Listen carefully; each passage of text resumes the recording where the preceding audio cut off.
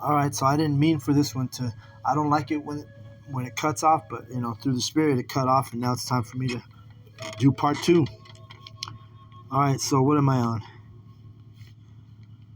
But you got to call them the right names, man. The Lord has set up the men and given us the name. All right, let me prove that in John 17:6. I have manifested, which means shown. I have shown thy name unto the men which thou gavest me out of the world. Thine they were, and thou gavest them me, and they have kept thy word. All right. So Yahushua said with his own mouth, I have given him the name. And guess what? This book is a book of remembrance. So you're going to tell me that the top elders of the nation of Israel weren't able to come with the true name through the Spirit with remembrance?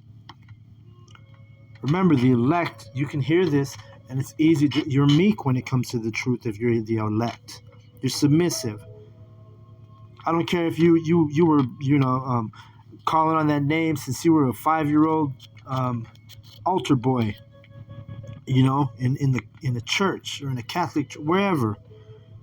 You were taught the name was the wrong names. So if you're of the elect, guess what? How easy it is going for you to snap that right out of your mind. Snap that right out of your brain. You're going to leave it. You're going to dismiss the false names, right? If you're of the elect. If you struggle with stuff like that, then guess what? I ain't got to tell you. You ain't of the elect. If you struggle with the true names, all right? Hosea 8:8 says, for they are gone up to Assyria, a wild ass alone by himself. Ephraim hath hired lovers. Right, and what does that mean? A wild ass, he's calling the northern kingdom, you so-called Hispanic, Latino, Native American tribes, a wild ass. And you are wild assholes. Lots of you so-called Latino, Hispanic, and Native Americans. You guys are a bunch of wild assholes. All right? Wild because you don't have the laws, the truth, and the lovers that you've hired. That's a metaphor for these other doctrines that you listen to, that you put your trust in, right? Some of you are in the Nation of Islam. Some of you are in the Catholic Church. Some of you are in Jehovah's Wickedness. Hell, some of you are even in the Mormons. You really got to be bugged. I mean, they're all bugged out. But come on, man, you're a Mormon. You're an Israelite. You call yourself a Mormon. And also Jehovah's Wickedness. All these religions that are here in Babylon, America, those are all lovers that you've hired. Remember, lovers is a metaphor for those false doctrines.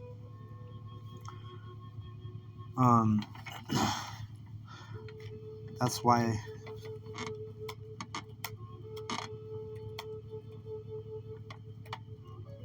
Let me get this verse because it comes to mind. Proverbs, because you have a wife, you love her, right? If you have a wife, hopefully you love her, right? So this is the metaphor, because this truth here that we're coming into remembrance. It's also called the wife of our youth, right? Proverbs 5:18 it says, "Let thy fountain be blessed, and rejoice with the wife of thy youth." So this is talking about this truth, this knowledge. This is our youth. This is the wife of our youth, right? If you're young and you have to remember something, let's say something happened to you when you were young and then you remember it. Well, this is how the metaphor works with this parable, this metaphor. This truth is the wife of our youth. The other lovers are strange doctrines, like we read in Hosea. You're chasing after those. You hired other lovers. There won't be no hiring no other lovers. When we got literally the best. The best power in existence. Why would you hire another lover? It's wickedness. All right. Hosea 8:10. Yeah, though they have hired among the nations, now will I gather them, and they shall sorrow a little for the burden of the king of princes. Right, so it says you hired among the nations, meaning you've taken on these other nations' doctrines. You've taken on these other nations' philosophies that they've given to us. Because remember, our people, you so-called Black, Latino, and Native Americans, you've been in captivity multiple times under the heathen through the reincarnation, the regeneration. Constantly, we're born into captivity, learning the ways of the heathen, which these are those hired. It says, yeah, though they have hired among the nations. All right, so this is not your true power. The men of Yahweh Bashem Yahshua are showing you your true power. And again, the elect are easily to receive this. Meek. The 2/3, we don't even deal with the heathen, but the 2/3, this is something they reject. Verse 11. Because Ephraim hath made many altars to sin, altars shall be unto him to sin. Right? So even when you go to do your offerings, or when you're sitting there in the churches singing the songs, guess what? Yahweh Bashem Yahshua ain't fucking with you. You out in there singing Jesus songs and shit. You're in there singing, for America to be healed. He ain't here. He don't want to hear that shit. Let me grab that. Where is that at? In is it Amos 5:23? Yep. Take thou away from me the noise of thy songs, for I will not hear the melody of thy viols. Right. Yahweh Bashem Yoshai does not want to hear your noise. He calls your songs noise. You want to be singing about Jesus and shit in the church, Yahweh calls that noise. He's like, get that noise. Like, when you hear some music you don't like, and you like telling the person, hey, will you turn that shit down? That's how Yahweh is. He's like, turn that shit down. I don't want to hear that noise. I don't want to hear you singing about Jesus Christ in the church. Come on, man. We got to get it together, man. And again, if you're of the elect, this all is clear to you. This makes perfect sense to you. But you 2/3, you hear this and you're despising the message every time you hear it. Every time you hear the men of the Lord speaking, even the names gives you the heebie-jeebies. We say the name Yahweh, that'll mess you up if you ain't of the elect.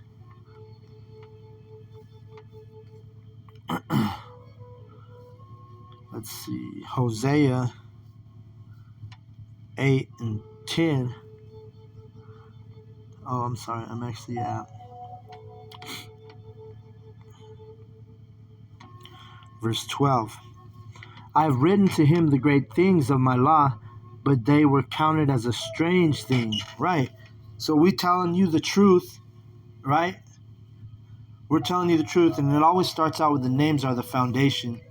But then you start to learn more, here a little and there a little, you learn.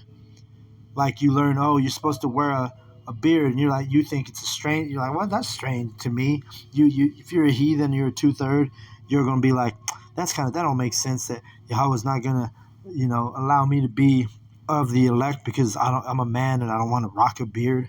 That seems like a small thing. You think it's a strange law? That's strange. Because in Esau's society, you've been taught to, shave your face and be clean shaven. White collar, smooth faced, right? That's a heathen thing. That ain't our law. Our law is if you're a man, wear a beard. And even the dietary law, people think, oh, that's strange. I doubt it that the Most High is going to keep me or going to destroy me because I like bacon. No, to you it's a strange law, but guess what? The Lord is setting up his prophets and teaching us the law, and we're teaching the people. And if you think it's strange or don't make sense to you, well, guess what? You're off. The Lord he's set out. He's basically put the spirit in 144,000 men of Israel, all Israelites, who are able to teach you the law, and you sit there and you want to count it as a strange thing. See? I'm telling you, everybody knows, even the heathen knows, even the 2/3 knows, they can feel it in their spirit that we're in these last days. I've had conversations with many of people And a lot of them have, not even a lot, I'm saying the majority of them, 9 out of 10, can say, will tell you, oh yeah, something in the air. I can feel it. I can feel the spirit. This place is messed up. Babylon is messed up. Like the elder apostle Tahar, he did a lesson today I watched. There's no peace in Babylon. There ain't no peace here, man. This place is almost done. And you have, the Lord's men have been set up on the planet Earth to teach the laws, teach the names. And again, the meek hear it, it makes sense, and they submit to it. And then if you're of the elect, you'll grow even more.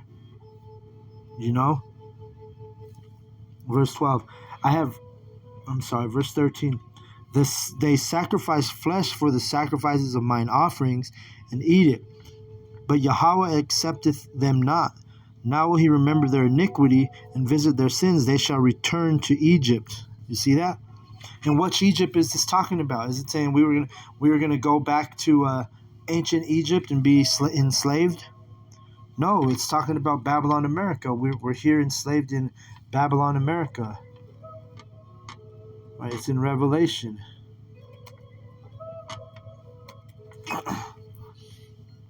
Let's get that.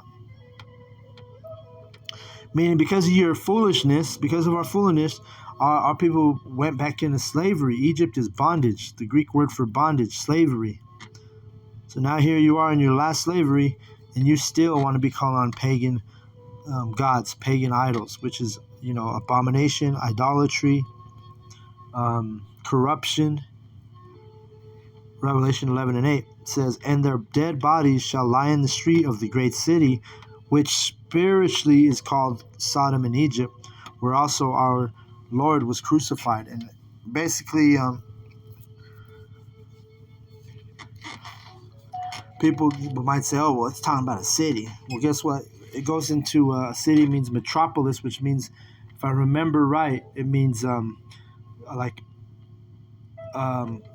gathering of people, which also citizen. The word citizen, it comes from city, which you have American citizens, which this is spiritual Egypt, and these American citizens are in spiritual Egypt, and they're going to be destroyed, those that don't hearken and believe and receive the truth. If you're not of the elect, you're going to be destroyed, plain and simple. All right? So let's get to Hosea, and I'm about ready to close this thing out. Hosea 8 and 14. It says, for Israel hath forgotten his maker, and builded temples, and Judah hath multiplied fenced cities, but I will send a fire upon his cities, and it shall devour the palaces thereof. Right. So, that's multiple times that would, that would happen, right?